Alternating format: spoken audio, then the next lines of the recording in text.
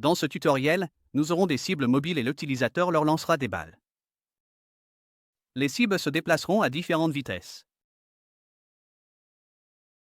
Nous avons créé une animation simple pour chaque cible en mouvement.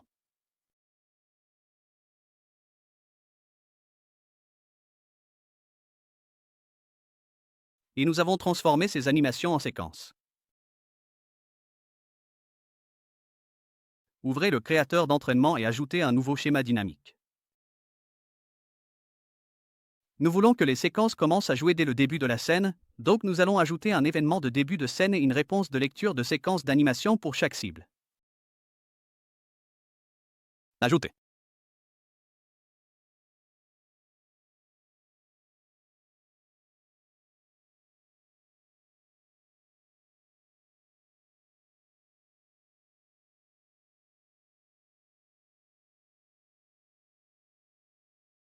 Chaque séquence a chaque nœud.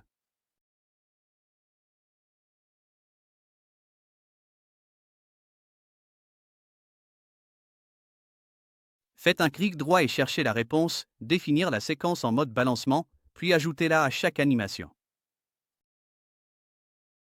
Ce cas.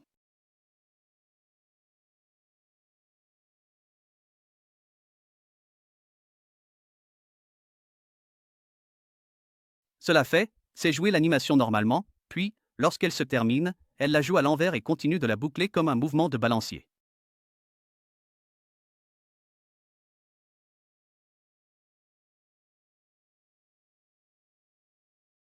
N'oubliez pas de régler le balancement sur vrai.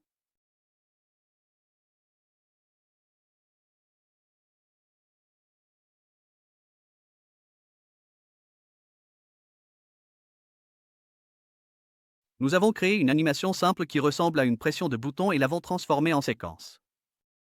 Nous utiliserons ce bouton pour accélérer la vitesse de la séquence de la cible.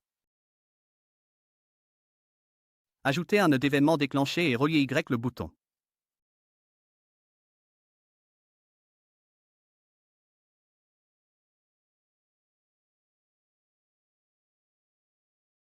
Ajoutez maintenant une réponse de lecture de séquence d'animation et attachez Y la séquence du bouton. Maintenant,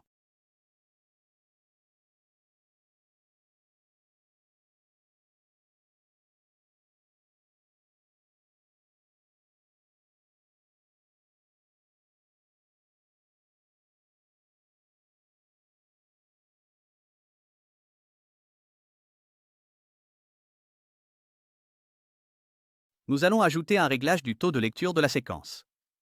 Ce nœud vous permet de modifier la vitesse en fonction du chiffre que vous saisissez. Par exemple, si vous tapez 2, la séquence sera lue 2 fois plus vite. Non.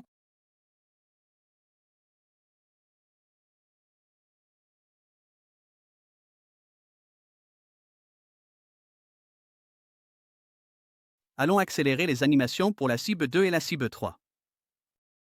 Maintenant,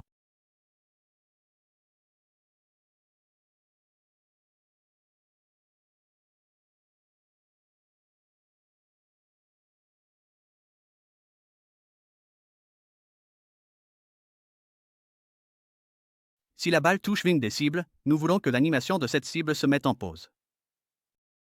Pour cela, nous avons ajouté un attribut sur toutes les balles et nous l'avons appelé balle. Nous avons également ajouté de la physique aux balles et les avons rendues saisissables.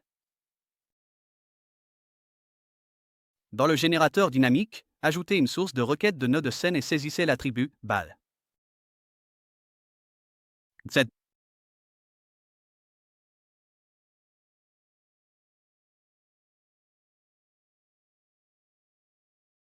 ne reconnaîtra toutes les 5 balles de la scène comme une seule, car elles partagent le même attribut et la même valeur.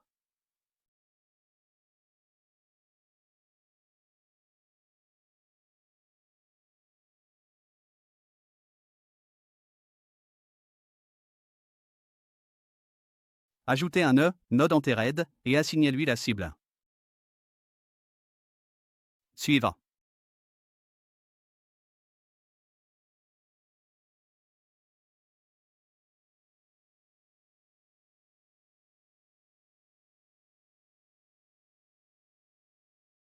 Ajoutez une réponse de type pause animation séquence et attachez Y la séquence correspondant à la cible que vous avez touchée.